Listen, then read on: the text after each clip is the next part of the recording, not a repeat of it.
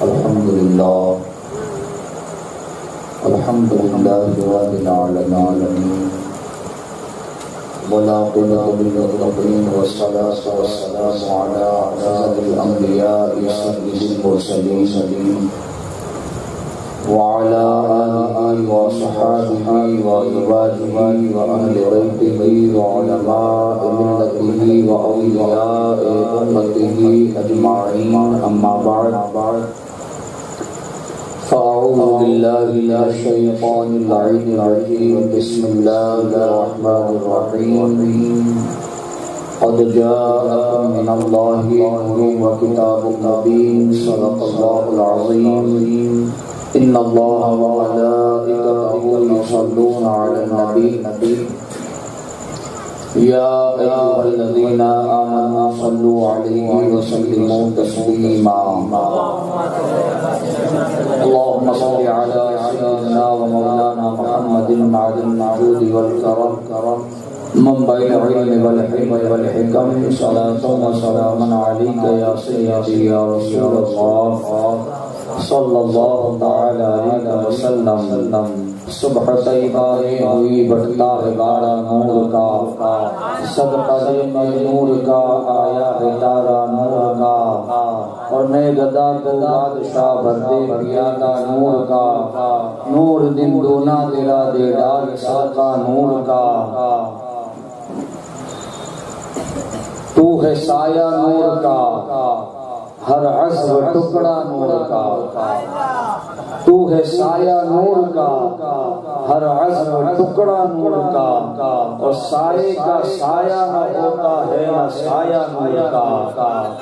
قرآن مقدس میں اللہ تبارک و تعالی ارشاد فرماتا ہے قد جاءکم من اللہ نور و کتاب مبین، تحقیق کہ تمہارے پاس نور آیا اور روشن کتاب۔ سارے مفسرین کرام کا اس بات پر اجماع ہے کہ نور سے مراد حضور اکرم نور مجسم رحمت عالم صلی اللہ تعالی علیہ وسلم کی ذات مبارکہ ہے، اور کتاب سے مراد قرآن مقدس ہے۔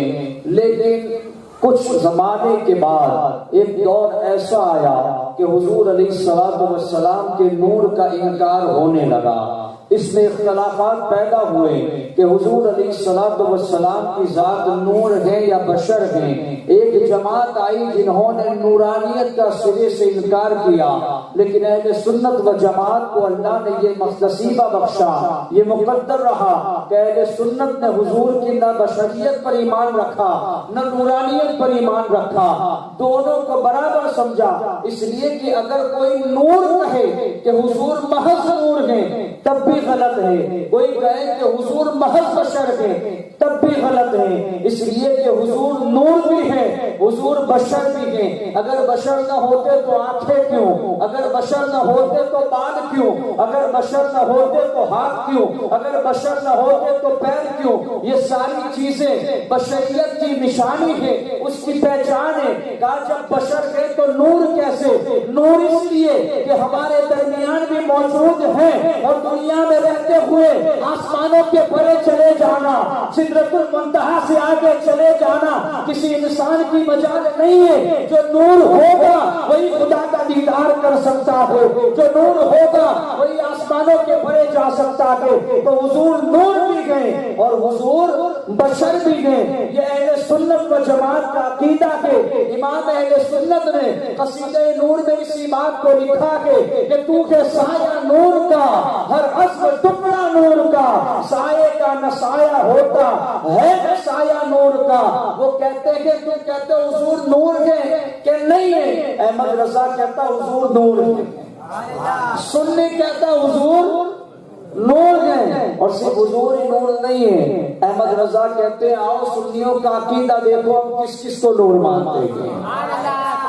اعلیٰ حضرت فرماتے ہیں یہ تو حضور کی بات ہے کہ ہم تو حضور کو نور مانتے ہی مانتے کہ آگے فرماتے کہ بنت نور ہو زوج نور ہو ام نور، بنت نور ہو زوج نور ہو ام نور، نور مطلق کی کنیز، اللہ لہلا نور کا، اور نتیجہ یہی نکل کر آئے گا تیری نسل پاک میں ہے بچہ بچہ نور کا، تیری نسل پاک میں ہے بچہ بچہ نور کا، تو ہے عین نور، تیرا سب گھرانہ نور کا۔ سبحان اللہ سبحان اللہ۔ عزیزان گرامی، جھگڑا اس بات پر ہے کہ حضور نور ہے یا بشر ہے، نور گئے یا بشر گئے۔ یاد رکھیے آقا کریم رؤوف الرحیم صلی اللہ علیہ وسلم کی ذات مبارکہ نور بھی ہیں اور بشر بھی ہیں، نوری بشر ہیں آقا کریم رؤوف الرحیم کی ذات مبارکہ۔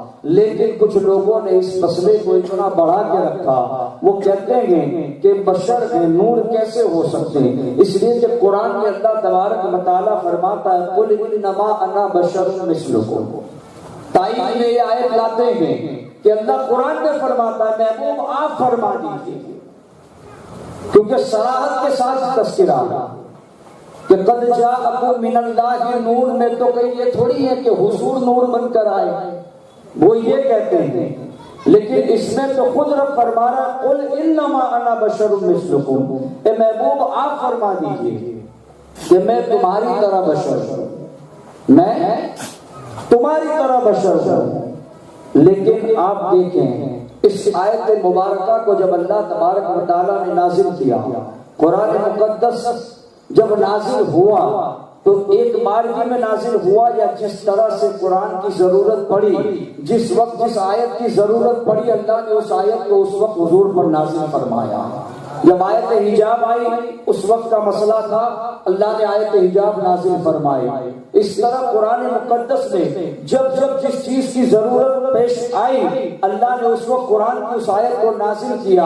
حضور علیہ الصلوۃ والسلام نے جب لوگوں کے سامنے اسلام کی دعوت پیش کی، جب حضور علیہ الصلوۃ والسلام کے دامن کرم سے حضرت ابو بکر صدیق جیسا شہسوار آپ کے دامن سے جڑا، اسلام میں داخل ہوئے، حضرت عمر فاروق اعظم جیسے صحابی اسلام میں داخل ہونے لگے، حضرت عثمان غنی جیسے امیر صحابہ اسلام میں داخل ہونے لگے، بڑے بڑے صحابہ حضرت امیر حمزہ جب اسلام میں داخل ہونے لگے تب کافروں نے دیکھا ہو کیا رہا ہے، بڑے بڑے ہمارے بڑے بڑے سرمایہ دار، بڑے بڑی سوجھ بوجھ رکھنے والے لوگ اسلام کے دامن سے وابستہ ہوتے جا رہے تھے۔ آخر معاملہ کیا کہ جو ان کے قریب جاتا ہے وہ ان کا دیوانہ ہو جاتا ہے، جو اس کی بات سنتا ہے وہ اس کا متوالا ہو جاتا ہے۔ معاملہ کیا کہ سمجھ میں نہیں آتا، یقیناً یہ کوئی جادوگر ہے، یقیناً یہ ہماری سمجھ سے پرے چیز ہے کہ جو اس کے قریب جاتا ہے یقیناً وہ اس کا دیوانہ ہو جاتا ہے۔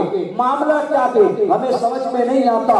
اللہ اکبر، دن گزرتے جا رہے ہیں، آقا کریم رؤوف الرحیم کی تبلیغ کا سلسلہ زور و شور کے ساتھ مکہ کی گلیوں میں جاری اور ساری نظر آ رہا ہے، لوگ جوک در جوک اسلام کے دامن سے وابستہ ہوتے نظر آ رہے تھے۔ کفار مکہ نے جب یہ دیکھا کہ جو بھی ان کے قریب جاتا ہے، جو بھی ان کے پڑھنے کو سنتا ہے وہ اس کا دیوانہ ہو جاتا ہے، انہوں نے حضور علیہ الصلوۃ والسلام سے دوری بنانا شروع کیا، حضور کے قریب جانا انہوں نے بند کر دیا، حضور کی باتوں کو سننا انہوں نے بند کر دیا۔ کفار مکہ جب حضور علیہ الصلوۃ والسلام کے سامنے سے گزرتے، حضور جب انہیں کوئی بات کہتے وہ اپنے کانوں میں انگلیاں ڈال دیتے، حضور کی بات کو نہ سنتے بلکہ حضور کو جادوگر کہتے، ساحر کہتے اور آگے گزر جاتے۔ اس طرح کا معاملہ ہوتا جاتا۔ حضور علیہ الصلوۃ والسلام نے دیکھا اگر لوگ بات سنیں گے نہیں تو قریب کیسے ہوں گے، جب لوگوں تک پیغام جائے گا نہیں قریب آئیں گے کیسے؟ تو حضور علیہ الصلوۃ والسلام کو وہ جادوگر سمجھتے تھے، کسی عجیب انسان کی طرح بیہیور وہ کر رہے تھے کہ یہ تو جادوگر کے، یہ ہماری سمجھ کے باہر کی چیز ہے۔ اب اختصار کے ساتھ عرض کروں، جب وہ لوگ حضور علیہ الصلوۃ والسلام سے دور رہنے لگے، حضور کو معاذ اللہ جادوگر کہنے لگے، تب قرآن مقدس میں یہ آیت کریمہ نازل ہوئی جس کے مخاطب کفار مکہ تھے۔ اللہ نے فرمایا حبیب ان سے کہہ دیجئے کہ میں تمہاری طرح بشر ہوں، مجھ سے دور نہ بھاگو، اس لیے کہ میں بھی تمہاری طرح انسان ہی ہوں، میں کوئی جادوگر نہیں ہوں جو تم مجھ سے دور بھاگتے ہو۔ اس کے مخاطب کفار مکہ تھے نہ کہ مومنین تھے۔ حضرت ابو بکر صدیق کے بارے میں نہیں کہا گیا کہ حبیب ابو بکر سے کہہ دے، ان سے کہہ دے کہ میں تمہاری طرح بشر ہوں، عمر سے کہہ دے کہ میں تمہاری طرح بشر ہوں، عثمان و علی سے کہہ دے کہ میں تمہاری طرح بشر ہوں۔ نہیں، صحابہ کا معاملہ یہ نہیں تھا، بلکہ صحابہ تو حضور سے ایسی عقیدت اور محبت رکھتے تھے کہ حضرت حسان بن ثابت رضی اللہ تعالیٰ عنہ کی ذات مبارکہ، اللہ اکبر، جتنے بھی حضور علیہ الصلوۃ والسلام کی بارگاہ کے ناطق و شاگرد ہوئے ہیں یا ہوں گے قیامت تک کے لیے، تمام کے تمام کو حضرت حسان کی فیض کا صدقہ ملے گا، اس کی فیض ان کے نام کا فیضان ملے گا۔ حضرت حسان بن ثابت حضور علیہ الصلوۃ والسلام کی بارگاہ اقدس سے کیا فرماتے ہیں؟ یہ نہیں کہتے آپ جادوگر ہیں، یہ نہیں فرماتے کہ آپ شاعر ہیں، یہ نہیں کہتے کہ تم تو تمہارے قریب جو آتا ہے وہ تمہارا دیوانہ ہو جاتا ہے، تمہاری باتوں میں جادو ہے یا کچھ اثر ہے، یہ نہیں کہتے، بلکہ حضرت حسان بن ثابت تو یہ کہتے کہ یا رسول اللہ، میری آنکھ نے آپ سے زیادہ حسین و جمیل کسی کو دیکھا ہی نہیں، یا رسول اللہ، آپ سے زیادہ حسن و جمال والا میری آنکھ نے کسی کو دیکھا ہی نہیں، اور اللہ کے رسول دیکھتا بھی کیسے، کسی ماں نے پیدا ہی نہیں کیا، اور اللہ کے رسول اللہ تبارک و تعالیٰ نے آپ کو ہر عیب ہر نقص سے منزہ مبرہ پاک پیدا کیا، اور جس طرح آپ چاہتے تھے اللہ نے آپ کو ویسا پیدا کیا۔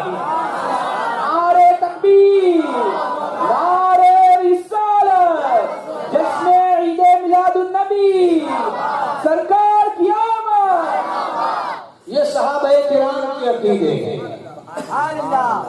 ابو جہل کا عقیدہ کیا کہ وہ تو محمد ابن عبداللہ ہے، حضرت حسان بن ثابت کا عقیدہ کیا کہ یا رسول اللہ، اللہ نے آپ کو ہر عیب ہر نقص سے پاک پیدا کیا۔ اگر یہی بات امام احمد رضا کہیں تو کتنی آسان لگتی ہے کہ سرور کہوں کہ مالک و مولا کہوں تجھے، باغ خلیل کا گلے زیبا کہوں تجھے، اور تیرے تو بس عیب تناہی سے ہے بری، حیران میرے شاہ میں کیا کیا کہوں تجھے۔ حضرت حسان بن ثابت نے جو بات عربی میں کی، اعلیٰ حضرت نے وہی بات اردو میں کہہ دی، وہی بات اردو میں آسان کر کے کہہ دی۔ تو عزیزان گرامی، وہ کہتے ہیں نا کہ خدا جب دین لیتا ہے عقلیں چھین لیتا۔ صحابہ کا عقیدہ یہ نہیں تھا کہ حضور ہماری طرح ہے، بلکہ صحابہ تو یہ عقیدہ رکھتے تھے جیسے کہ میرے سرکار ویسا نہیں کوئی، جیسے حضور ہیں ویسا کوئی ہو نہیں سکتا۔ اب دیکھیں قل انما انا بشر مثلکم، کہ محبوب آپ فرما دیجئے کہ میں تمہاری طرح بشر ہوں۔ تو بشر کس کے لیے تھا؟ کافروں سے کہا گیا، صحابہ سے یہ نہیں کہا گیا کہ صحابی سے کہہ دو کہ میں تمہاری طرح بشر ہوں، اس لیے کہ صحابہ جانتے تھے کہ حضور کا معاملہ کیا ہے، حضور کا مقام و مرتبہ کیا ہے، عظمت مصطفیٰ کیا ہے۔ اللہ اکبر، صوم وصال کی بات آ گئی، صحابہ کرام نے دیکھا کہ حضور علیہ الصلوۃ والسلام نے صوم وصال رکھنا شروع کیا۔ صوم وصال اس روزے کو کہتے ہیں کہ حضور علیہ الصلوۃ والسلام نہ سحری میں کچھ کھاتے تھے نہ افطار میں کچھ لیتے تھے، بغیر کھائے پیے کا روزہ حضور علیہ الصلوۃ والسلام رکھ رہے تھے۔ اب صحابی تو صحابی ہے، صحابی کو حضور علیہ الصلوۃ والسلام کی سنت سے کتنی محبت کہ جیسا حضور کو کرتے دیکھتے صحابہ اسی عمل کو اختیار کرتے۔ جو صحابہ کامیاب ہوئے اس کی وجہ یہی ہے کہ انہوں نے حضور علیہ الصلوۃ والسلام کی پیروی کی، اللہ نے ان کو کامیابی عطا کر دی۔ آج ہم ذلیل و خوار ہو رہے ہیں، آج ہم نفسی کے شکار ہیں، آج ہم ذلت و رسوائی میں گرائے جا رہے ہیں۔ اس کی وجہ کیا ہے؟ اس کی وجہ یہی ہے کہ ہم نے حضور علیہ الصلوۃ والسلام کے فرامین کو بھلا دیا، ہم نے سنتوں پر عمل کرنا چھوڑ دیا، ہم نے اسلام کے طریقے کو اپنانا تھا اسے چھوڑ دیا، تو ذلت ہماری مقدر کر گئی۔ یہ پریشانیاں جو ہمیں گھیرے بیٹھی ہیں یہ خود نہیں آئی ہیں، ہمارا دروازہ ہم نے خود دکھایا ہے۔ عزیزان گرامی، یاد رکھیں کہ صحابہ کامیاب ہوئے اس کی وجہ کیا؟ کیوں وہ کوئی الگ کلمہ پڑھتے تھے؟ ہم کوئی الگ کلمہ پڑھتے ہیں؟ نہیں، کلمہ ایک ہی ہے۔ ان کا قرآن الگ تھا، ان کی نماز الگ تھی؟ نہیں، قرآن بھی وہی ہے، نماز بھی وہی ہے، ان کے جو نبی ہیں وہی نبی ہمارے بھی ہیں، یقیناً سب کچھ ہے کہ لیکن وہ کامیاب کیوں ہوئے، ہم ناکام کیوں رہ گئے؟ سوال یہ ہے تو وہ معزز سے دنیا میں صاحب قرآن ہو کر، وہ معزز سے دنیا میں صاحب قرآن ہو کر ہم ذلیل و خوار ہوئے تارک قرآن ہو کر۔ ہم نے قرآن کو چھوڑ دیا۔ قرآن ہماری ہدایت کے لیے نازل ہوا، قرآن ہماری رہبری کے لیے نازل ہوا، قرآن کو اللہ تبارک و تعالیٰ نے نازل اس لیے کیا کہ ہم اس کو پڑھیں، اس کو سمجھیں اور اپنی زندگی میں عمل پیدا کریں، اپنی زندگی کو قرآن کے مطابق گزاریں، اپنے صبح و شام قرآن کے مطابق گزاریں۔ عزیزان گرامی، قرآن اس لیے نازل نہیں ہوا کہ ہم اس سے برکات حاصل کریں، صرف برکات حاصل کریں۔ قرآن صرف اس لیے نازل نہیں ہوا کہ اسے تبرک کے لیے گھروں میں رکھا جائے، قرآن صرف اس لیے نازل نہیں ہوا کہ اسے رمضان مبارک میں کھول کر تلاوت کی جائے، باقی 11 مہینے اسے کھولا بھی نہ جائے۔ قرآن صرف اس لیے نازل نہیں ہوا تھا، قرآن ہماری رہبری کے لیے نازل ہوا، قرآن ہماری ہدایت کے لیے نازل ہوا۔ قرآن کو اللہ تبارک و تعالیٰ نے ہمارے مشعل راہ کے لیے نازل کیا تھا، لیکن قرآن کو ہم نے صحیح طریقے سے سمجھا تھا، قرآن کو ہم نے صحیح طریقے سے پڑھا نہیں۔ حضرات صحابہ نے قرآن کو صحیح طریقے سے پڑھا بھی اور زبان نبی سے سمجھا تھا اور اس پر عمل بھی کیا تو وہ کامیاب ہو گئے۔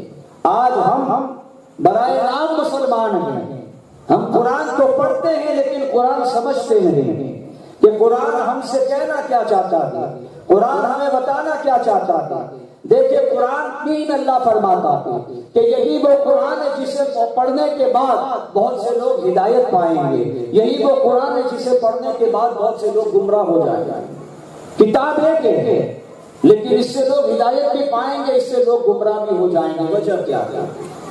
اس لیے کہ جو قرآن کی تعبیرات اپنے ذہن کے مطابق کرے گا وہ گمراہ ہو جائے گا۔ جیسے قل انما انا بشر مثلکم، یہی آیت کو آپ اپنے سامنے رکھیں کہ جس نے اس کی تعبیر اپنے ذہن کے مطابق کی وہ گمراہ ہو گئے۔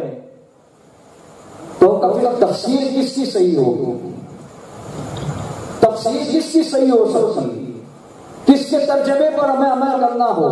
تو علامہ عبدالحکیم سیالکوٹی علیہ رحمہ تفسیر بیضاوی کے حاشیے میں نقل فرماتے ہیں، علامہ عبدالحکیم سیالکوٹی مفسر لاہوری جن کو کہا جاتا تھا، عبدالحکیم سیالکوٹی علیہ رحمہ تفسیر بیضاوی کے حاشیے میں نقل فرماتے ہیں کہ اگر جاننا ہے کہ منبر پر بیٹھا ہوا مفسر تفسیر بیان کر رہا ہے، منبر پر بیٹھا ہوا مفسر تفسیر بیان کر رہا ہے تو یہ تفسیر واقعی میں صحیح ہے، تو اس کی پہچان یہ ہے کہ اگر اس کی تفسیر کی سرد ہو، اس کی تفسیر کو صحیح ماننا ہو تو اس کا قاعدہ یہ ہے کہ ان تفسیر کو دیکھا جائے جو وہ تفسیر بیان کر رہا ہے کیا وہی تفسیر اولیاء نے بیان کی، وہی تفسیر اولیاء نے بیان کی، جو عالم بیان کر رہا ہے وہی تفسیر اولیاء نے بیان کی، اور جو اولیاء نے بیان کی وہی تفسیر کے حضرات صحابہ نے بیان کی۔ اگر وہی تفسیر ہو جو اولیاء نے بیان کی اور وہی تفسیر ہو جو صحابہ نے بیان کی تو یقیناً اس کی تفسیر کو قبول کیا جائے گا، اور یہی لوگ کامیاب ہونے والے ہیں کہ جو صحابہ کی تفسیر کو لیں گے، اولیاء کی تفسیر کو لیں گے اور اس کو امت تک بڑھائیں گے، یہی تفسیر صحیح ہے۔ لیکن جو تفسیر اپنی تعبیرات سے پیش کی جائے گی، اپنی تعبیرات سے پیش کی جائے گی، وہ تفسیر صحیح نہیں کہلائے گی، اس لیے کہ صحابہ نے قرآن کس سے سیکھا؟ حضور سے سیکھا، اور صحابہ سے کس نے سیکھا؟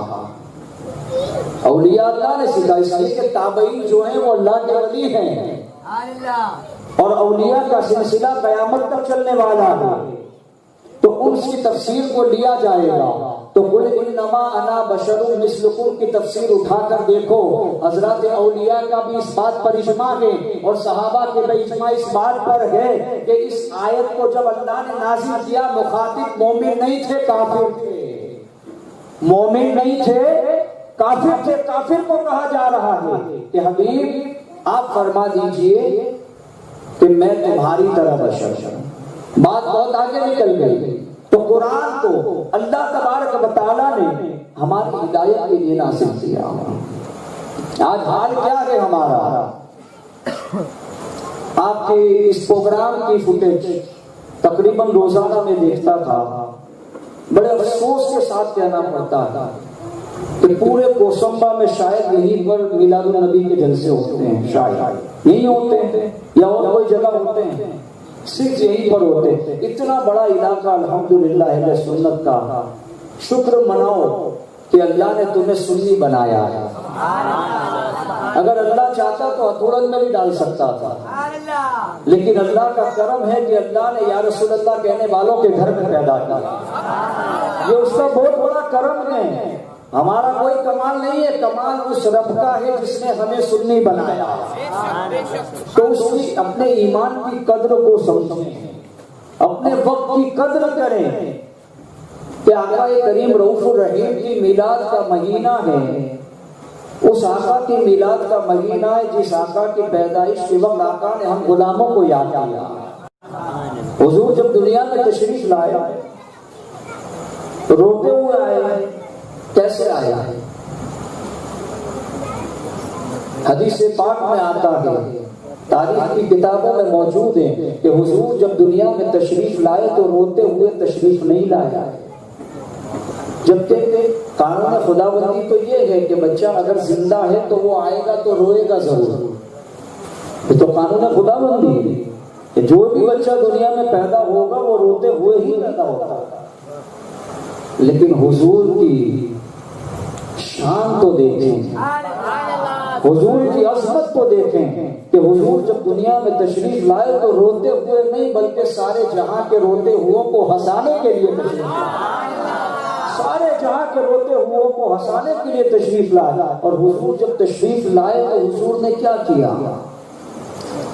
جب حضور دنیا میں تشریف لائے سب سے پہلے حضور نے اپنی پیشانی کو رب کی بارگاہ میں جھکا دیا. اور پیشانی جب رب کی بارگاہ میں جھکائی تو حضور صلی اللہ علیہ وسلم کے لب مبارک گر رہے تھے. حضور نے کیا کیا؟ اپنی بیٹی فاطمہ کے لیے دعا کی، اپنے بیٹے حسنین کریمین کے لیے دعا کی، اپنے والدین ماجدین کو یاد کیا. کس کو حضور نے یاد کیا؟ اگر قلب رسول پر کسی کا خیال تھا تو امت کا خیال تھا. حضور علیہ الصلوۃ والسلام کے لب مبارک پر کوئی بات تھی تو یہی تھی رب ہب لی امتی، رب ہب لی امتی. حضور پیدائش کے وقت امت کو یاد کر رہے ہیں. یاد کیا نا حضور نے پیدائش کے وقت. حضور جب غار سعید میں تھے تو کس کو یاد کر رہے تھے؟ امت کو یاد کیا. حضور جب غار سور میں جاتے تھے کس کے گناہوں کو یاد کر کے آنسو بہاتے تھے؟ امت کے گناہوں کو یاد کر کے حضور نے آنسو بہائے. حضور علیہ الصلوۃ والسلام سفر میں، حضر میں، ہر جگہ حضور نے امتی کو یاد فرمایا. حد تو یہ ہو گئی حضور جب معراج پر تشریف لے گئے، جب حضور معراج پر تشریف لے گئے اللہ کا دیدار کیا اس وقت بھی امتی کو یاد فرما رہے ہیں. کتنا کرم ہے حضور کا. اور حضور کی میلاد کے دن ہو ہم حضور کو یاد نہ کریں تو ہم سے بڑا احسان فراموش کون ہو سکتا ہے؟ ہمیں چاہیے کہ میلاد النبی کی محفل جو سجاتے ہیں ان کی حوصلہ افزائی کرتے ہوئے اس میں شرکت کریں. نہ آپ کو پیسہ دینا ہے، آپ سے کوئی پیسہ مانگتا ہے کہ آپ کو اگر میلاد النبی کے جلسے میں آنا ہے تو آپ کو پیسہ دینا پڑے گا؟ ہاتھ اٹھائیں. آپ سے کوئی پیسہ مانگتا ہے؟ نہیں. آپ سے کیا مانگا جاتا ہے؟ کیا مانگا جاتا ہے؟ وقت مانگا جاتا ہے. اور یاد رکھیں یہی وقت قیامت میں کام آئے گا. جو وقت آقا کی میلاد کی محفل میں گزر گیا، جو حضور علیہ الصلوۃ والسلام کا ذکر سننے میں ہم نے جو وقت صرف کیا، کیا عجب ہے حضور قبول کر لیں. اگر رسول اللہ نے قبول کر لیا قسم خدا کی یہاں بھی کامیاب ہو جائیں گے، وہاں بھی شرط یہ ہے اخلاص کے ساتھ حضور کی محفل میں شرکت کریں. اب آئیں گے انشاءاللہ، 2-3 دن بچے ہیں، پابندی سے آئیں گے انشاءاللہ انشاءاللہ.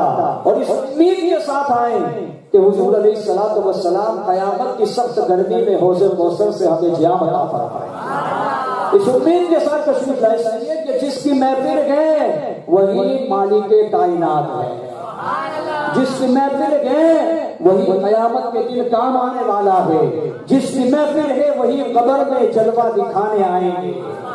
تو یہاں ان کی محفل میں ٹائم دو، قسم خدا کی وہاں وہ ہماری لاج رکھیں گے۔ ہمیں صرف وقت دینا ہے، ہمیں صرف وقت کی قربانی دینی ہے، اور وقت بھی ایسا نہیں کہ 2 3 گھنٹے دینا، 1 گھنٹہ آپ کو دینا، 1 سے سوا گھنٹہ دینا ہے، اور یہ 1 سوا گھنٹے ہمارے نامہ اعمال میں کتنی نیکیاں لکھ کر جاتا ہے۔ یہ تو آپ دیکھیں، اگر 1 گھنٹہ ہم گھر میں بیٹھتے ہیں ثواب ملے گا؟ نہیں۔ اگر حضور کی محفل میں آ کر بیٹھ جائیں تو کتنا ثواب ملے گا؟ ہر قدم پر آنے کا بھی ثواب اور جانے کا بھی ثواب ملے گا۔ اب خود بھی آئیں گے انشاءاللہ دوستو، احباب کو بھی لائیں گے نا انشاءاللہ۔ تو صحابہ نے صوم وصال رکھنا شروع کیا کہ حضور علیہ الصلوۃ والسلام کی سنت مبارکہ ادا کرنے لگے۔ وہ بھی نہ سحری کرتے تھے نہ افطار، وہ بھی نہ سحری نہ افطار، جیسے صحابہ کرنے لگے ویسا وہ بھی کرنے لگے، جیسے حضور کرتے تھے ویسا صحابہ نے بھی کرنا شروع کر دیا۔ صحابہ کرام کمزور پڑنے لگ گئے، کچھ صحابی مسجد نبوی میں نظر نہ آئے۔ حضور علیہ الصلوۃ والسلام نے پوچھا، ارشاد فرمایا کہ فلاں فلاں کہاں ہیں؟ صحابہ نے عرض کی، یا رسول اللہ صلی اللہ تعالی علیہ وسلم وہ تو بیمار ہیں، وہ کمزور ہو گئے، لاغر ہو گئے۔ کہا کیا ہوا؟ کیا ہو گیا؟ کہا یا رسول اللہ آپ کو دیکھ کر صحابہ نے بھی صوم وصال رکھنا شروع کر دیا۔ آپ کو دیکھ کر صحابہ نے بھی، بہت سے صحابی ایسے ہیں جنہوں نے صوم وصال رکھنا شروع کر دیا کہ اللہ کے رسول صلی اللہ علیہ وسلم وہ آپ کی سنت میں، آپ کی ابتدا میں انہوں نے بھی نہ سحری کی ہے نہ افطار کر رہے ہیں، مسلسل روزے رکھتے جا رہے ہیں۔ حضور علیہ الصلوۃ والسلام نے ارشاد فرمایا سب کو بلایا جائے۔ سارے صحابہ جب جمع ہو گئے، غور کرنے کا مقام ہے، اس میں حضرت ابو بکر صدیق بھی موجود ہیں، اس میں حضرت عمر فاروق اعظم بھی موجود ہیں، جن کے بارے میں حضور نے فرمایا میرے بعد اگر کوئی نبی ہوتا تو عمر ہوتا۔ حضرت ابو بکر صدیق رضی اللہ تعالیٰ کے بارے میں فرماتے ہیں کہ آسمان میں میرے 2 وزیر ہیں، زمین میں 2 وزیر ہیں۔ حضور فرماتے ہیں آسمان میں جبرائیل اور میکائیل میرے وزیر ہیں، اور زمین کے اوپر ابو بکر اور عمر میرے وزیر ہیں۔ آپ دیکھیں کتنا بڑا مقام اور مرتبہ ہے۔ حضرت ابو بکر صدیق بھی موجود ہیں، حضرت عمر بھی موجود ہیں، حضرت عثمان و علی، دیگر بڑے بڑے صحابہ موجود ہیں۔ سارے صحابہ کے درمیان حضور علیہ الصلوۃ والسلام ارشاد فرماتے ہیں کہ تم نے صوم وصال کیوں رکھنا شروع کیا؟ صحابہ عرض کرتے یا رسول اللہ ہم آپ کی ہر ادا کو اپنانا چاہتے ہیں، جیسا آپ کرتے ہیں ویسا ہم کرنا چاہتے ہیں کہ رب تبارک و تعالی آپ کی ابتدا کی برکات ہمیں نصیب فرمائے، آپ کی سنت پر عمل کرنے کا ثواب اللہ ہمیں عطا فرمائے، اس لیے ہم آپ کی ابتدا میں صوم وصال رکھنا شروع کیا۔ صحابہ نے جب یہ جواب دیا، حضور علیہ الصلوۃ والسلام نے ارشاد فرمایا ایکم مثلی، ایکم مثلی، کہ تم میں کون میری طرح ہے؟ اللہ اکبر۔ سارے صحابہ خاموش ہو گئے، کس سے کہا جا رہا ہے؟ صحابہ کرام رضوان اللہ تعالی علیہم اجمعین کی جماعت ہے، جس میں حضرت ابو بکر جیسے صحابی موجود ہیں، حضرت عمر جیسے صحابی موجود، حضرت عثمان و علی جیسے صحابی موجود ہیں رضوان اللہ تعالی علیہم اجمعین، کہ ان سے کہا جا رہا ہے۔ حضور ارشاد فرماتے ہیں کہ ایکم مثلی، تم میں کون میری طرح ہے؟ پتا چلا کہ جب صحابی حضور کے برابر نہیں ہو سکتے تو پھر آج اگر کوئی کہے کہ حضور ہماری طرح ہے، وہ مومن کیسے ہو سکتا ہے؟ وہ ایمان والا کیسے ہو سکتا ہے؟ اس لیے کہ صحابی حضور کی برابر نہیں ہو سکتے۔ حضور علیہ الصلوۃ والسلام نے فرمایا تم میں کون میری طرح ہے؟ میرا رب مجھے کھلاتا بھی ہے، میرا رب مجھے پلاتا بھی ہے، نہ تمہیں کھلاتا ہے نہ پلاتا ہے، تمہیں سحری بھی کرنی پڑے گی، تمہیں افطار بھی کرنی پڑے گی، میں کروں نہ کروں میرا رب دونوں صورتوں میں مجھے کھلاتا بھی ہے پلاتا بھی ہے۔ ایکم مثلی، تم نے کون میری طرح ہے؟ جب حضور کی طرح صحابہ نہیں ہو سکتے، سوچے کوئی دوسرا کیسے ہو سکتا ہے؟ عزیزاں نے گرامی، بات آئی تھی عرض کی، تو کوئی یہ کہے کہ حضور نور ہے یا بشر ہے؟ کیا معاملے؟ حضور علیہ الصلوۃ والسلام کی ذات مبارکہ ایسی ہے کہ جتنی ثنا حضور کی بیان کی جائے کم ہے، جتنی فضیلت حضور علیہ الصلوۃ والسلام کی بیان کی جائے اتنی کم ہے، اس لیے کہ عاشقوں کا مقدر ہے کہ حضور کی ثنا بیان کرتے ہیں۔ گستاخوں کا یہ شیوا نہیں ہے، ان کا شیوا تو یہ ہے کہ وہ نقص اور عیب تلاش کرتے ہیں۔ محبت اگر کسی سے ہو تو وہ اس میں عیب نہیں نکالتا بلکہ اس کی خوبیاں بیان کرتا ہے۔ یہ محبت کی دلیل ہے، یہ محبت کی علامت ہے۔ اگر آپ کو کسی سے محبت ہے، اس میں اگر کوئی کمی بھی ہوگی تو آپ اس کو بیان نہیں کریں گے، اس کو پردہ پوشی کریں گے، اس کی تعریف اور اس کے حسنات بیان کریں گے۔ کیوں؟ اس لیے کہ یہی محبت کا تقاضا ہے کہ محبوب کی تعریف کی جائے، اس کے نقص اور عیب بیان نہ کیے جائے۔ اب آپ دیکھیں کہ جو سنی ہے الحمدللہ، وہ کبھی یہ کہتا نظر نہیں آئے گا کہ حضور ہماری طرح ہے۔ جو سنی ہے وہ یہ نہیں کہے گا کہ معاذ اللہ حضور کو علم غیب ہے یا نہیں ہے۔ جو سنی ہے وہ یہ کہتا نظر نہیں آئے گا کہ حضور تو محض بشر ہے معاذ اللہ۔ جو سنی ہے وہ یہ نہیں کہے گا کہ حضور مر کر مٹی میں مل گئے معاذ اللہ۔ جو سنی ہے وہ سفر معراج پر شک اور شبہات پیدا نہیں کرے گا، اس لیے کہ جو سنی ہے وہ تمام چیزوں کو مانے گا۔ اس لیے کہ فضیلت مصطفیٰ کس میں ہے؟ محبوب کی فضیلت، ان کی عظمت کس میں ہے؟ سنی کی نظر اس کی طرف رہتی ہے، اور حضور علیہ الصلوۃ والسلام سے یہ کہتے ہیں ہم بھی تو محبت کرتے ہیں۔ جو ادھر والے ہیں وہ کہتے ہیں ہم بھی تو حضور سے محبت کرتے ہیں۔ دیکھو حضور سے محبت کتنی کرتے ہیں کہ ہم دعوت و تبلیغ کے لیے 3 دن کی جماعت میں جاتے ہیں، بیوی بچوں کی قربانی ہم دیتے ہیں۔ یہ کہہ سکتے ہیں نا وہ ہم تو دین کی تبلیغ کے لیے جماعت میں جاتے ہیں، 40 دن لگاتے ہیں، 4 مہینے لگاتے ہیں، بیوی بچوں کی قربانیاں دیتے ہیں، ہمیں اسلام سے محبت دیتے ہیں، پیغمبر اسلام سے محبت ہے تبھی تو ہم قربانیاں دیتے ہیں۔ مسواک تم تو ہماری جیب میں نظر آئے گی، اگر ہمیں حضور سے محبت نہیں ہوتی تو حضور کی سنت سے ہمیں محبت کیوں کرتے ہیں؟ سنی کہتا ہے یا حضور کو نہیں مانتے؟ ہم تو حضور کو مانتے ہیں، حضور سے محبت کرتے ہیں، تبھی تو ہم ہماری جیب کے اندر مسواک رکھتے ہیں۔ حضور فرماتے ہیں کہ نماز مومن کی معراج ہے، نماز میری آنکھوں کی ٹھنڈک ہے۔ حضور کی آنکھوں کو ٹھنڈک پہنچانے کے لیے ہم نماز کی پابندی کرتے ہیں، ہم نماز پڑھتے ہیں۔ یہ بات آپ سے وہ کہہ سکتے ہیں، میں عموماً بات کر رہا ہوں، جس طرح وہ گمراہ کرتے ہیں نا اس طرح کی بات ہے۔ اور ہمارے کچھ ایسے سنی ہیں تو وہ بھی بیچارے اسی دھوکے میں رہتے ہیں کہ یار یہ سنی کہتے ہیں کہ یہ حضور کو نہیں مانتے، یہ تو ہمارے سے زیادہ حضور کا نام لیتے ہیں۔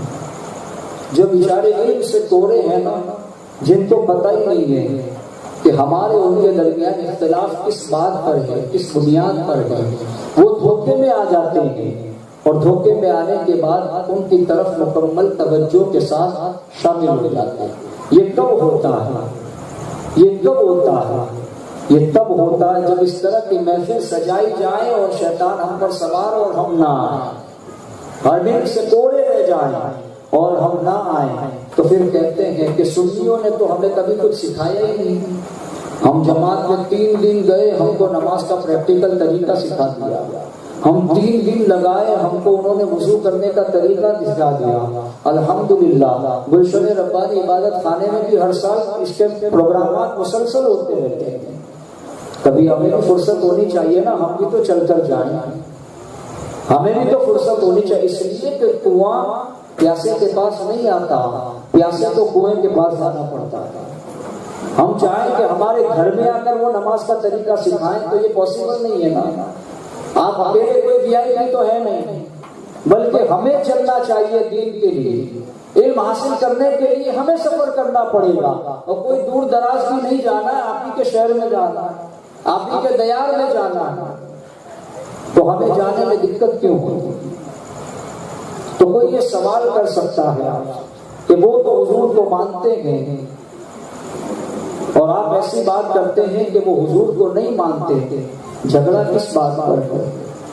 تو یاد رکھیں، اگر ان کو صحیح معنوں میں حضور سے محبت ہوتی، ان کو اگر صحیح معنوں میں حضور سے محبت ہوتی تو وہ یہ کبھی نہیں کہتے کہ حضور ہماری طرح ہے، کبھی نہیں کہتے، اس لیے کہ کسی صحابی نے نہیں کہا کہ حضور ہماری طرح ہے۔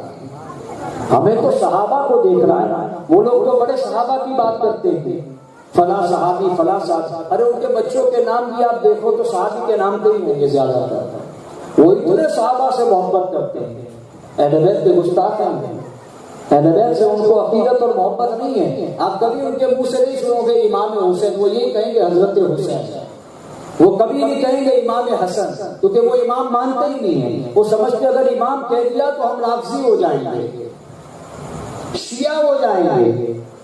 ہمارا کہا شیعہ نماز پڑھتے، تم شیعہ نماز پڑھنا تم بھی چھوڑ دو، اگر تشبہ ہے تمہیں، اگر تمہیں ملاوٹ لگتی ہے کہ وہ امام کہتے تو ہم امام نہیں کہہ سکتے، اس لیے کہ رافضی جو ہیں وہ امام حسین کو امام مانتے ہیں، امام حسن کو امام مانتے ہیں، اور میں نے کہا امام اعظم کو بھی تو امام کہتے ہیں، ہم امام شافعی کو بھی تو امام کہتے ہیں، ہم امام مالک کو بھی امام کہتے ہیں، ہم امام احمد بن حنبل کو بھی امام کہتے ہیں۔ تو جب ان کو امام کہتے ہیں تو بدرجہ اولا امام حسین تو بڑے امام ہیں نا، امام حسن بھی تو بڑے امام ہیں۔ یہاں بات فقہ کی نہیں ہے، یہاں بات فضیلت کی ہے، یہاں بات فقہ کی نہیں کر رہا ہوں۔ یقیناً ہم جس فقہ پر عمل کرتے ہیں امام اعظم ابو حنیفہ کی تقلید کرتے ہیں، ان کے مقلد ہیں۔ تو اگر ان کو صحیح معنوں میں حضور سے محبت ہوتی تو یہ حضور میں عیب اور نقص تلاش نہیں کرتے، بلکہ حضور کو یہ کہتے، بلکہ حضور کے بارے میں کبھی یہ نہ کہتے کہ حضور میں یہ عیب ہے، یہ عیب نہیں بتاتے، بلکہ یہ کہتے ہیں کہ حضور علیہ الصلوۃ والسلام تو ہماری طرح بشر تھے، ان کی کتابوں میں لکھا۔ آپ کہیں گے آج کے مولانا نہیں کہتے ہیں، یہ بھی ایک عموماً بات ہے، وہ کہتے ہیں ہم ان کے ساتھ جاتے ہو تو ایسی بات کرتے ہی نہیں، وہ ایسی بات ہرگز نہیں کرتے کہ حضور ہماری طرح، بلکہ وہ تو کہتے ہیں حضور جیسا کوئی نہیں ہے، کہتے ہیں حضور کو علم غیب ہے، یہ پورا انکار نہیں کرتے ہیں، انہوں نے کہیں لکھا نہیں پورا انکار ہے ہی نہیں، وہ کہتے ہیں کچھ غیب ہے کچھ نہیں ہے، حضور کو سارا علم غیب ہے، یہ ان کا عقیدہ نہیں ہے۔ سنی کا عقیدہ ہے اللہ کی عطا سے حضور ہر غیب پر مطلع ہے، یہ ہمارا عقیدہ ہے، اللہ کی عطا سے حضور ہر غیب پر مطلع ہے، لیکن یہ کہتے ہیں کہ حضور کو مکمل علم غیب نہیں ہے، اللہ نے بعض علم غیب عطا کیا، یہ کہتے ہیں حضور حاضر و ناظر نہیں ہے۔ ہمارا عقیدہ ہے کہ حضور حاضر و ناظر ہے۔ حضرات محترم بات یہ ہے کہ ان کے دام سے بچیں، ان کے فریب سے بچیں۔ وہ کیسے بچیں گے؟ ان کو بچنے کے لیے ایک ہی راستہ ہے کہ حضور سے ٹوٹ کر محبت کی جائے، حضور علیہ الصلوۃ والسلام کی محبت اپنے دل میں ایسی بسا لو، ایسی بسا لو کہ پھر ہماری زبان یہی کہے انہیں جانا انہیں مانا نہ رکھا غیر سے کام، انہیں جانا انہیں مانا نہ رکھا غیر سے کام، للہ الحمد میں دنیا سے مسلمان گیا۔ ایسی ٹوٹ کر محبت ہو حضور کے ساتھ کہ پھر ہماری نظر نہ ادھر جائے نہ ادھر جائے۔ عزیزان گرامی، تو ہمیں پیغام یہی دینا ہے، میلاد النبی کا پیغام مجھے یہی دینا ہے، واللہ میں تقریر کے موڈ سے آیا ہی نہیں، میں یہی چاہتا ہوں کہ آپ لوگ ایسی دین کی محفلوں میں زیادہ سے زیادہ شرکت کریں، اپنے ایمان کی حفاظت کریں، اس لیے کہ حالات بڑے ناساز ہیں، چاروں طرف کفر کی آندیاں ہیں، بد مذہبیت کی آندیاں ہیں، اپنے ایمان کی حفاظت کریں، اور ایمان کی حفاظت تب ہوگی جب حضور سے محبت کی جائے، بغیر حضور کی محبت کے ہم مومن نہیں ہو سکتے۔ عزیزان گرامی، صحابہ کرام رضوان اللہ تعالی علیہم اجمعین حضور علیہ الصلوۃ والسلام سے کیسے محبت کرتے تھے کہ جیسا حضور صلی اللہ علیہ وسلم کرتے صحابہ فوراً اس کی اقتداء کرنے لگ جاتے، اس پر عمل پیرا ہو جاتے۔ لیکن آج ہمارا حال کیا ہے؟ آج ہمارا حال کیا ہے؟ قرآن ہمارے سامنے موجود ہے، قرآن ہمارے سامنے موجود ہے۔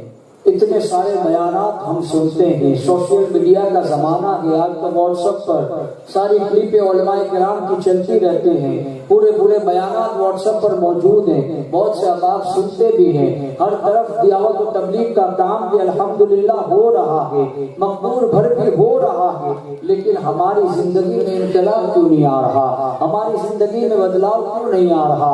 آقا علیہ الصلوۃ والسلام سے محبت تبھی پوری ہو سکتی ہے جب حضور کے فرمان پر ہمارا عمل بھی ہو۔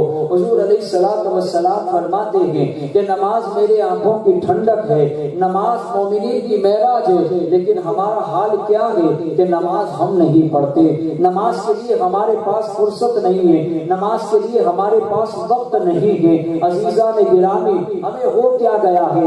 اذان سے مسجد سے اذان کی آوازیں آتی ہیں، ہم دکانوں میں بیٹھے ہیں، ہم بازاروں میں بیٹھے ہیں، ہم چوراہوں میں بیٹھے ہیں، لیکن ہمارے قدم مسجد کی طرف نہیں بڑھتے۔ آخر وجہ کیا ہے؟ ہمارے ایمان اتنے کمزور ہو گئے، ہمارے ایمان اتنے کمزور ہو گئے کہ مسجد سے اذان کی آواز سننے کے بعد بھی ہمارے قدم مسجد کی طرف نہیں بڑھتے۔ حال یہ ہے کہ ہم موبائلوں کے اندر چوراہوں پر بیٹھ کر گھنٹوں برباد کر دیتے ہیں، جبکہ مسجد میں ہمیں نماز کے لیے 15 منٹ 20 منٹ 25 منٹ کا وقت لگتا ہے، لیکن اتنا بھی وقت ہمارے پاس نہیں ہے۔ حال یہ ہے کہ ہم گھنٹوں دوستوں میں بیٹھ کر صرف کر دیتے ہیں، لیکن مسجد میں بیٹھنا ہمارے لیے دوپہر ہو جاتا ہے۔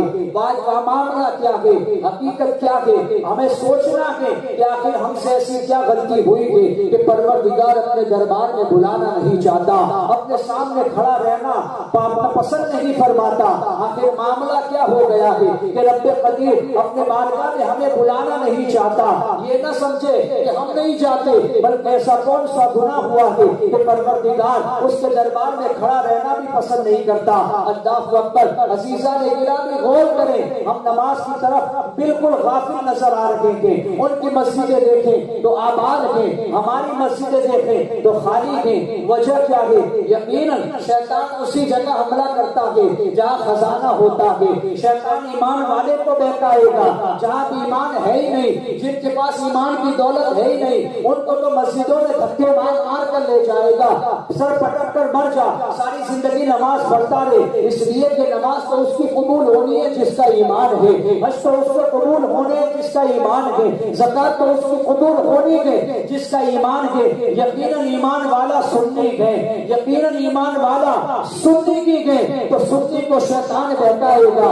نماز کا وقت ہوگا، شیطان کہے گا آرام کر لے، بعد میں پڑھ لے، شیطان کہے گا آرام کر لے، بعد میں چلا جا، اس لیے کہ جہاں پر خزانہ ہوتا ہے ڈاکو وہاں ڈاکے ڈالتا ہے۔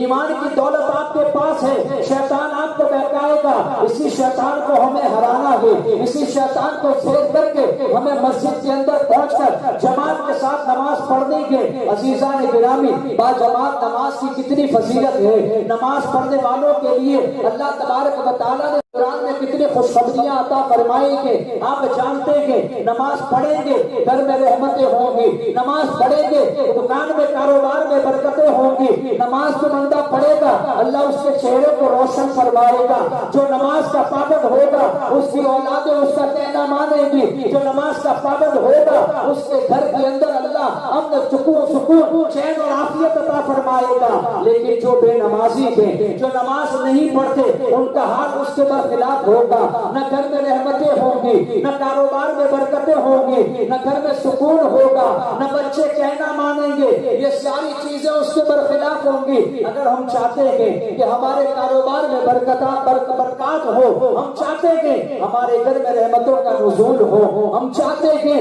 کہ ہماری اولاد ہمارا کہنا مانے، تو شرط یہ کہ ہمیں اللہ کا کہنا ماننا پڑے گا، حضور علیہ الصلوۃ والسلام کے کہے پر عمل کرنا پڑے گا۔ حضور علیہ الصلوۃ والسلام نے فرمایا الصلاۃ معراج المومنین، نماز مومنین کی معراج ہے۔ معراج کہتے ہیں عروج کو، عروج کہتے ہیں آگے بڑھنے کو، اوپر کی طرف جانے کو۔ عروج کس چیز کا نام ہے؟ فرماتے ہیں آقا علیہ الصلوۃ والسلام کہ الصلاۃ معراج المومنین، کہ مومن کی معراج نماز ہے، اگر بندہ چاہتا ہے کہ خدا کے قریب ہو جائے، بندہ چاہتا ہے کہ اسے خدا کا قرب حاصل ہو جائے، تو نماز ہی وہ ذریعہ ہے کہ بندہ خدا کے قریب ہو سکتا ہے۔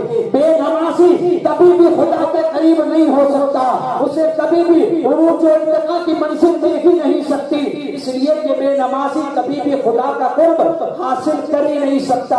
اس لیے کہ حدیث قدسی میں رب تبارک و تعالیٰ فرماتا ہے کہ جب بندہ مومن کثرت نوافل کی وجہ سے میرا قرب حاصل کرتا ہے، کثرت نوافل کی وجہ سے میرا قرب حاصل کرتا ہے، تو میں اس کے کان بن جاتا ہوں جس سے وہ سنتا ہے، میں اس کے ہاتھ بن جاتا ہوں جس سے وہ پکڑتا ہے۔ ساری حدیث آپ نے سنی کہ بندہ کب قریب ہوا، اللہ کا قرب اسے کب ملا، کب ملا اللہ کا قرب؟ جب وہ نمازی تھا۔ بے نمازی اللہ کے قریب نہیں ہو سکتا۔ نمازی کو اللہ کیا عطا فرمائے گا، کیا عطا فرمائے گا؟ نمازی کو اللہ قیامت میں نور عطا فرمائے گا۔ حدیث پاک میں مشکات شریف کی حدیث ہے کہ قیامت میں نماز تمہارے لیے نور ہوگا، اور یہی نماز قیامت کے دن میزان عمل پر تمہارے لیے وزن کو بھاری کرے گی۔ یہی نماز تمہارے لیے برہان اور دلیل ہوگی قیامت کے روز۔ حضور علیہ السلام فرماتے ہیں یہ کس کے لیے نور ہوگا؟ جو نماز کا پابند ہے۔ لیکن فرماتے ہیں کہ جو بے نمازی ہے اس کا حال کیا ہوگا؟ حضور علیہ السلام فرماتے ہیں کہ جو بے نمازی ہے اس کا حشر فرعون، حامان اور ابی ابن خلف کے ساتھ کیا جائے گا۔ آپ سوچیں نا، ہم جب مکان لیتے ہیں، مکان، گھر اگر خریدتے ہیں، جگہ خریدتے ہیں مکان بنانے کے لیے، تو ہم سوچتے ہیں کہ اچھے پڑوسی ہو وہاں ہم مکان خریدیں، جھگڑے فساد سے بچنے کے لیے، اچھے لوگ جہاں بستے ہو وہاں ہم مکان لیں۔ کوئی چاہتا ہے آوارہ موالی لفنگے جہاں رہتے ہو وہاں آپ مکان لو گے؟ 1 کروڑ کا مکان ہے، ویلیوشن 1 کروڑ کی ہے، لیکن آپ کو آج ہی قیمت 50 لاکھ میں ملتی ہو، تب بھی آپ لیں گے؟ لیں گے آپ؟ نہیں۔ کیوں؟ اس لیے کہ غلط لوگ وہاں پر رہتے ہیں۔ ہماری بہو بیٹیوں کی عزت کا کیا؟ آدمی ہر چیز پر نظر کرتا ہے کہ اوباش قسم کے لوگ رہتے ہیں، ہماری بہو بیٹیاں وہاں سے گزرے گی، آئیں گی جائیں گی، 24 گھنٹے گھر میں پیک تو نہیں ہے، کبھی کام ہے باہر تو جانا ہوگا۔ آدمی یہ سوچتا کہ جب دنیا میں اسے گھر لینا تو وہ اچھا علاقہ دیکھتا تھا، اچھی سوسائٹی دیکھتا تھا، اچھے اڑوسی پڑوسی دیکھتا تھا، اس کے بعد وہ مکان خریدتا تھا۔ اب یہاں تو حشر کا معاملہ ہے۔ حضور علیہ السلام فرماتے ہیں جس نبی کی میلاد کے لیے آپ آئے ہیں اللہ آپ کا آنا قبول کرے، وہی نبی فرماتے ہیں کہ جو بے نمازی ہیں، جو نماز نہیں پڑھتے، ان کا حشر اللہ تبارک و تعالی فرعون، حامان اور ابی ابن خلف جیسے لوگوں کے ساتھ کرے گا۔ دنیا میں تو ہمیں پسند نہیں ہے کہ اوباش لوگوں کا پڑوسی ہم بنے، یہاں تو حشر کا معاملہ۔ اگر اچھوں کے ساتھ رہتے ہیں تو اس کی برکات بھی ملتی ہے، اور بروں کے ساتھ رہتے ہیں تو اس کی نحوستیں بھی ملتی ہیں۔ اگر اچھی صحبت میں انسان رہے گا تو اچھا بنے گا، اور بری صحبت ملی تو برا ہو جاتا ہے۔ اگر امام حسین کے ساتھ ہمارا حشر ہو تو، اگر ہمارا حشر حضور غریب نواز جیسی ہستی کے ساتھ ہو جائے تو، اگر ہمارا حشر غوث اعظم کے ساتھ ہو جائے تو، اگر ہمارا حشر سرکار ربانی کے ساتھ ہو جائے تو، عزیزان گرامی غور کریں، ہماری توقع تو بہت بڑی بڑی ہے کہ ہمارا حشر ہو غریب نواز کے ساتھ، ہمارا حشر ہو حضور غوث اعظم کے ساتھ، ہمارا حشر ہو سرکار ربانی کے ساتھ، ہمارا حشر ہو امام حسین کے ساتھ، ہمارا حشر ہو اللہ کے ولیوں کے ساتھ، لیکن عمل ایسے نہیں ہے جیسے ان کے تھے۔ ہمارے عمل ایسے نہیں ہیں جیسے ان کے تھے، بلکہ ہمارے عمل تو اس کے خلاف ہیں۔ اب فرعون کو تو آپ جانتے ہیں نا کہ فرعون وہ بدبخت ہے جس نے خدائی کا دعویٰ کیا، موسیٰ علیہ السلام کے خلاف کھڑا ہوا، اللہ تبارک و تعالیٰ نے دریائے نیل میں اسے غرق کر دیا۔ حامان اس کو آپ جانتے ہیں، حامان بھی فرعون کا وزیر تھا جو سارے مشورے اور رائے اس کو دیتا رہتا تھا، اور ابی ابن خلف یہ وہ بدبخت تھا جو حضور علیہ السلام کے زمانے میں تھا۔ اس نے ایک مرتبہ حضور علیہ السلام کو مکے کی گلی میں گزرتے ہوئے یہ کہا تھا کہ محمد میں نے یہ گھوڑا ایک خاص اس لیے پال رکھا ہے کہ ایک دن میں اس پر سوار ہو کر العیاذ باللہ معاذ اللہ رب العالمین، وہ کہتا ہے کہ یہ گھوڑا میں نے اسی لیے خاص طور سے پال رکھا ہے کہ ایک دن میں اس پر سوار ہو کر تجھے قتل کروں گا۔ اللہ اکبر۔ حضور علیہ السلام نے ارشاد فرمایا تھا اس وقت کہ میں انشاءاللہ ان قریب تجھے میں قتل کروں گا، یہ حضور علیہ السلام نے اسے کہا تھا۔ اور حضور علیہ السلام کی حدیث سے حضور فرماتے ہیں کہ سب سے بدبخت وہ شخص ہے جس نے کسی نبی کو قتل کیا ہو یا کسی نبی نے کسی کو قتل کیا ہو، وہ دنیا میں سب سے بدبخت اور بدترین انسان ہے۔ اللہ اکبر۔ حضور علیہ السلام ہجرت فرما کر مدینہ منورہ تشریف لے آئے۔ جنگ احد سچی، جنگ احد میں جب کافروں نے حملہ کیا حضور علیہ السلام پر، جب کفار حملہ آور ہوئے، صحابہ کرام گھیرا بنا کر حضور علیہ السلام کا دفاع کرنے لگے، یہی وہ شخص ابی ابن خلف حضور علیہ السلام کو قتل کرنے کی غرض سے معاذ اللہ جب آگے بڑھا، حضرات صحابہ میں حضرت ابوبکر صدیق نے تلوار کو میان سے نکالی،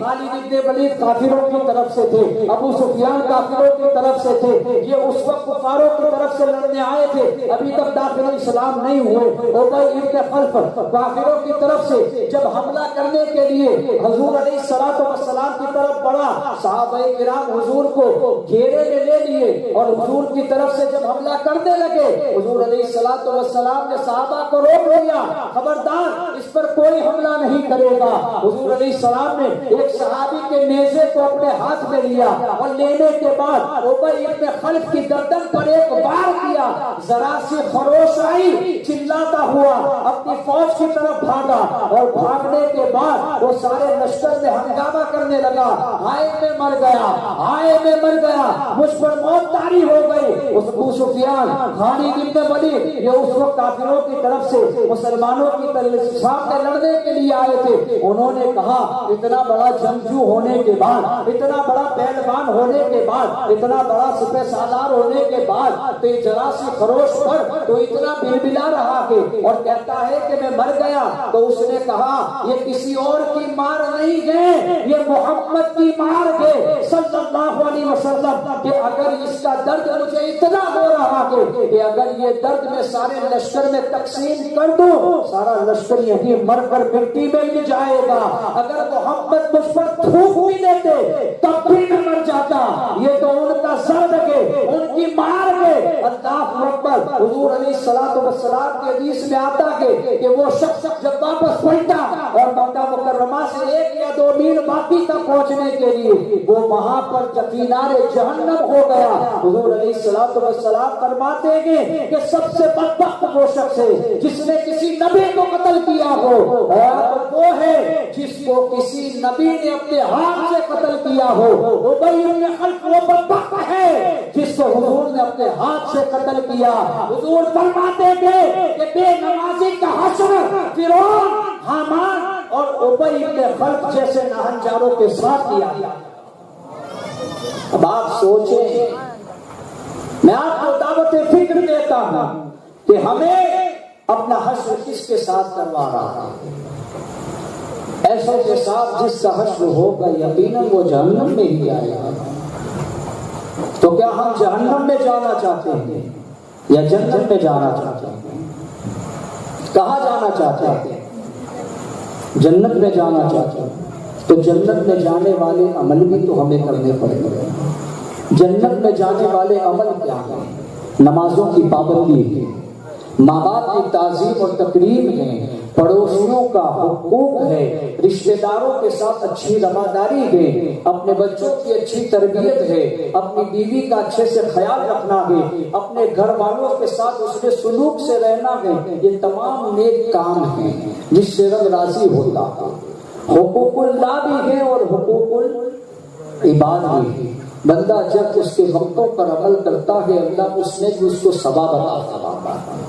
عزیزان گرامی، میلاد النبی کا مہینہ، آقا کریم رؤوف الرحیم کے بارے میں میں نے آپ کے سامنے عرض کیا کہ اللہ فرماتا قد جاءکم من اللہ نور و کتاب مبین، بے شک تمہارے پاس نور آیا اور روشن کتاب۔ نور سے مراد حضور کی ذات ہے اور کتاب سے مراد قرآن مقدس ہے۔ اللہ اکبر۔ تو جن لوگوں نے نور اور کتاب، اس کا ایک بڑا معاملہ ہے۔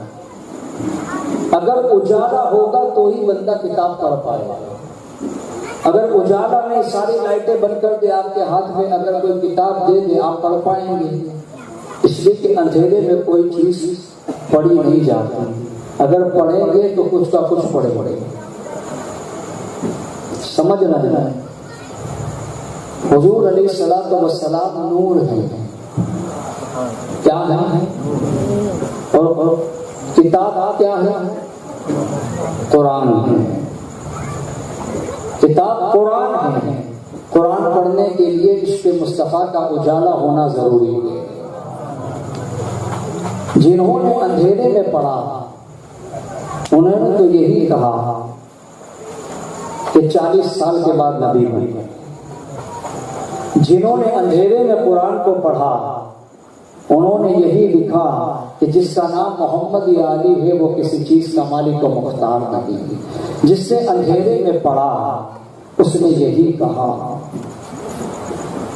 کہ معاذ اللہ حضور مر کر مٹی میں مل گئے ہیں۔